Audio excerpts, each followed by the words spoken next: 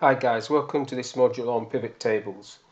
We're going to look at a basic pivot table, how to put filters on a pivot table, how to use these slicers, how to use the timeline, and how to do a graph. We would also look at how to create simple calculations and use some of the simple features that come with a pivot table. First of all though, here is a pivot table. 2 columns of information looking at this raw data down the bottom there. So here's the raw data. This could be 100,000 lines of information. The pivot table is summarizing that information in that small space there. These small icons are called slices, and basically they're just filters. So for example, if I click on Ann Pearson, this will filter Ann Pearson's sales. If I click on 2016, that is 2016 Ann Pearson. The graph is also reflecting that. If I take the filter off, click that off, click first quarter, Ann Pearson's sales, take Ann Pearson off, that's first quarter everybody. If I take that filter off and look at the timeline, maybe I can click on the timeline, that's October 2016. I can pull that across a little bit, give me a larger date range, but again that is a filter looking at this pivot data. So rather than filtering this data, putting filters on, taking filters off and so on, using a pivot table allows you to quickly click some options and get a result as quick as you need. I usually tell my class that the best way to use a pivot table is to have it like this all on one screen, so you don't have to scroll up and down. I think if people are scrolling up and down like that, or left and right, they're sort of losing the point of a pivot table, because that's the sort of thing that you would have to do on the raw data set perhaps. So it's a management tool, and the tool really should be one screen. If you need to analyze from another set of columns, maybe do another pivot table and look at that pivot table as a separate entity. Both pivot tables can be looking at the same data list. Now down the right hand side there you have the field list. So these are the fields from the raw data table, which I've just clicked on there several times. So these are the fields across the top there. These have to be filled in, you can't have a blank column. But once you've got that, you've got the option of bringing that information in by either ticking these little boxes or dragging and dropping these fields into the relevant boxes. So this is what a pivot table is. I'm just going to get rid of all these filters to show you how this works. So I'm not deleting any data by doing this. I'll get rid of the timeline, and then we'll recreate this example from scratch. So there's a basic pivot table. Many people ask me, how do I know where to put these fields? The answer to that is quite simple: you don't. It's called trial and error. So for example, if I put salesperson in there, that's gone a bit big on me and I'm beginning to need to start scrolling, although it's not too bad. It's more than I want to be doing. If I put salesperson into rows, what does that look like? That's even bigger. That's a list of everybody by every town, so I don't like that. So I'm just going to pull that out there. Maybe try quarter into columns. Quarter, that's okay, I could get away with that. Into location, don't like that. Maybe I'll put it into a filter and I'll put salesperson into filter. But this is the pivot process. You are pivoting these columns around this small grid to get the best solution for what you're looking for. So there's no right or wrong answer, but if it looks clunky and you're spending a lot of time getting the information, it's probably not set up correctly, and you probably need to just have a little tweak with these boxes and get them moved to the right place. What we're going to do now though is recreate a pivot table from scratch. So I've come onto the raw data, and I'm going to put the pivot table to the right of this raw data. In real life though, I probably would put it onto a separate sheet as you saw there. But so you can see what's going on, I'm going to keep it all together. So I'm in the pivot table. I'm going to the insert tab and selecting the first option, pivot table.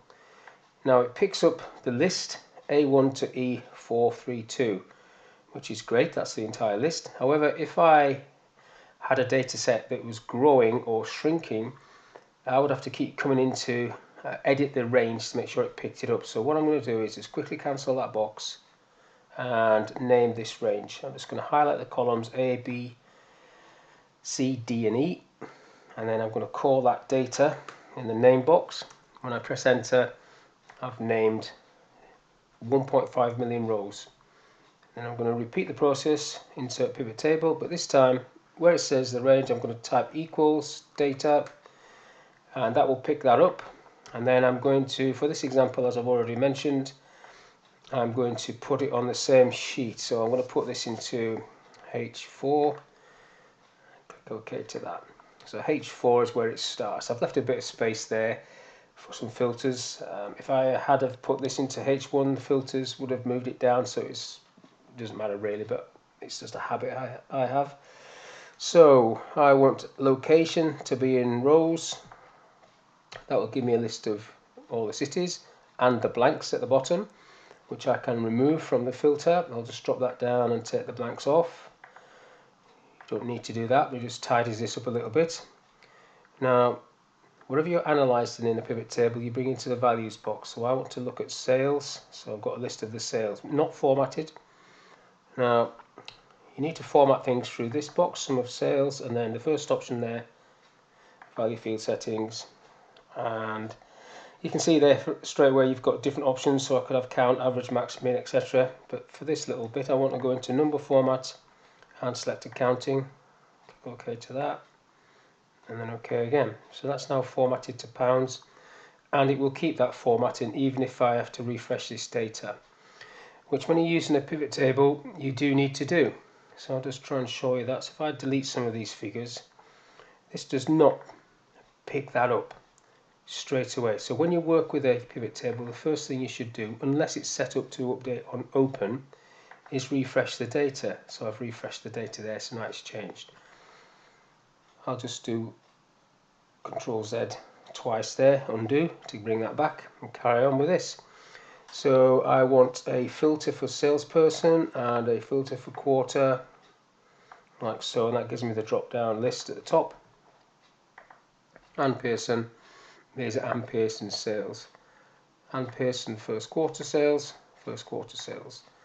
Now if I double click on this grand total figure or any of these figures, it will pull off all Ann Pearson sales for the first quarter. All first quarter, all Ann Pearsons. And it's dropped it onto a separate sheet, as you can see there. And I can do that for anybody, but I'm just going to bring everybody back. Okay, bring that back. Click on all and OK and bring those back. So that's a full list again. Now, where I showed you on the demonstration sheet was slices. Now they live on the Analyze tab. I click there, insert slicer, and then you tick whichever slices you want. So for this example, I just want salesperson and quarter. That'll do. Click OK to that. I get these two boxes, and I'm just going to position them side by side, outside of the pivot table. This one's got blanks displayed, so I'm just going to right click on that one, go into slice as settings and tick this option, hide items with no data. You need to be careful with that one just in case you want to display items with no data, but for this I don't, so I'm getting rid of that. And then these look or react exactly the same way as the old filters from previous versions. So I've clicked on Ann Pearson. If I hold my control key down, I can click on multiple people, and it actually shows me the people I've clicked there, whereas on this filter it just says multiple items, and I would have to drop the list down to see the ticks. To get rid of the filters, you click on these little red crosses and everything comes back. Now to do a graph or a chart on this, again up to the Analyze tab, over to where it says Pivot Chart. I'm just going to pick the default one, and I am actually going to move that onto a separate sheet. So right click on the space, move chart to a new sheet, chart 1, OK, and then it becomes a sheet with a chart only. But because I've got the filters on the pivot table, I have the ability to filter the chart, and when I filter the chart, if I go back to the raw data reflects that. So whichever area you filter, the other area will reflect the change. If you don't have these two filters up here or in the filters box, you will not get a filter option on the chart. They will not be there. Now the timeline, I want to insert a timeline, so I'm going analyze timeline. I've only got one date field, so I'm just going to tick that one, and then I'm going to position that and elongate that along the bottom, and then basically you click on any date, any month in this case, or drag to display data for that date range. And again, to take that off, you click the filter off. So there's a timeline. So that is basically how you create a pivot table. If you accidentally lose this, it's either because you've clicked out of the pivot table, or if you are in the pivot table, you may have accidentally clicked the field list off at the top there, which I'm clicking back on. Just be careful of that. Now I want to do a second example, so I'm going to practice one. On this example, I want to show you a pivot table that's going to display how many courses of each type that I have completed and how much money did I get. So I'm in the list. I go insert pivot table. This time I'm going to let it pick up the list for this demonstration. I'm not going to name the range, and I'm going to again pick this worksheet. So I'm going to put it into F3. Clicking OK to that. I want a list of courses, so that will give me a list of courses. But I also want to analyze the number of courses. So this is a text field, so when I let go, it's going to say count of courses. If it didn't, I would need to change it. Cost, so it's going to give me the cost, and again I'm going to click on sum of cost, go into value field settings and number format to format that to accounting, so it displays in pounds. Click OK, and I want location as a filter. Now what I have here is a list of courses, but I want to know now which of these courses are Microsoft Office and which are not.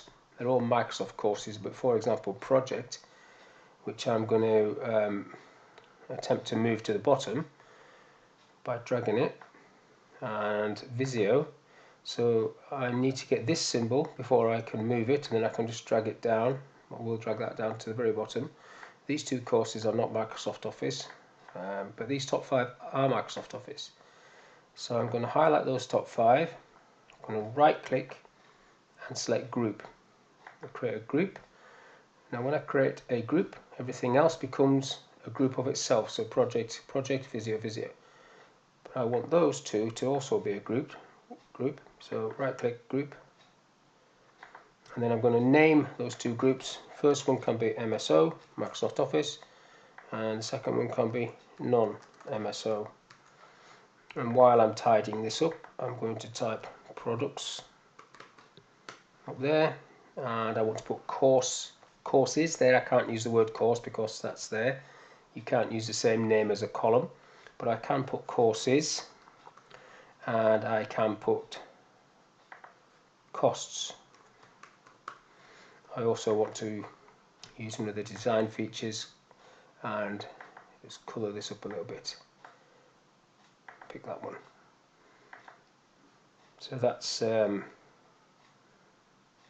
simple pivot table with some groups, and when I click these groups down with these little minuses, if I double click on these numbers, which I will do, it will tell me that there were 21 courses, and these are those courses. So this has only pulled off the Microsoft Office courses, part of group 1 or Microsoft Office.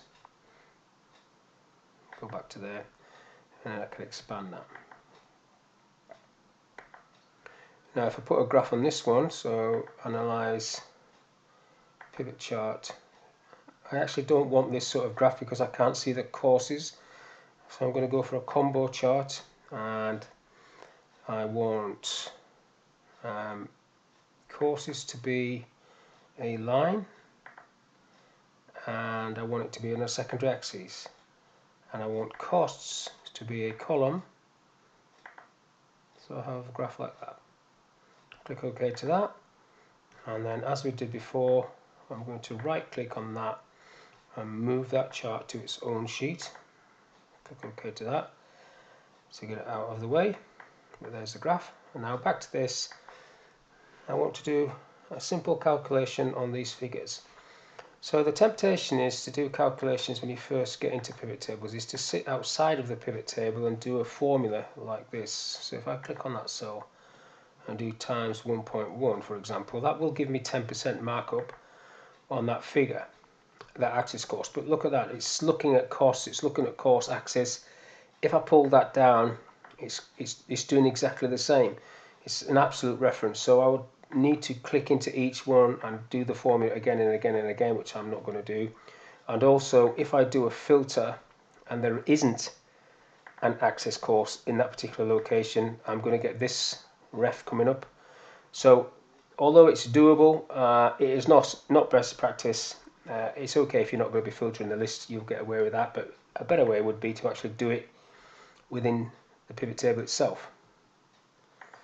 So to do that, I'm going up to analyze, I'm going up to field and item sets, and I'm picking calculated field. Now this first field, I'm going to call it markup, and the form is going to be double click on costs. Let's get rid of that 0. So double click on costs and then times 1.1.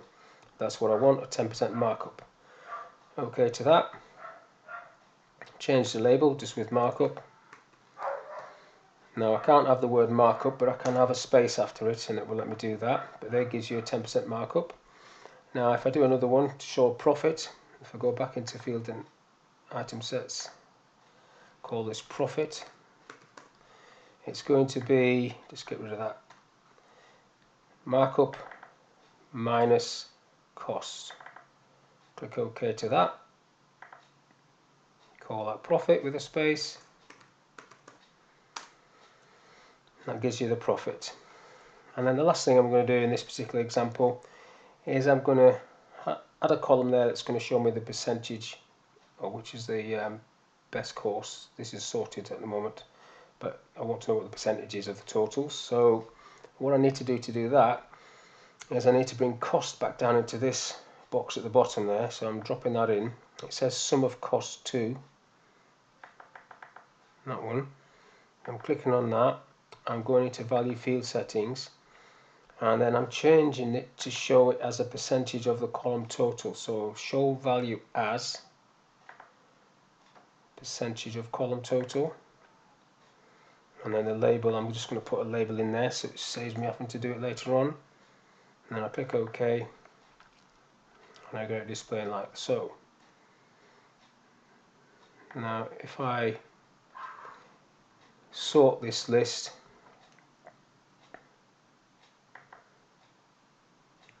just go to data and do actually Z to A, so that's sorted it, so is the percentage, and then it does it again within the other group.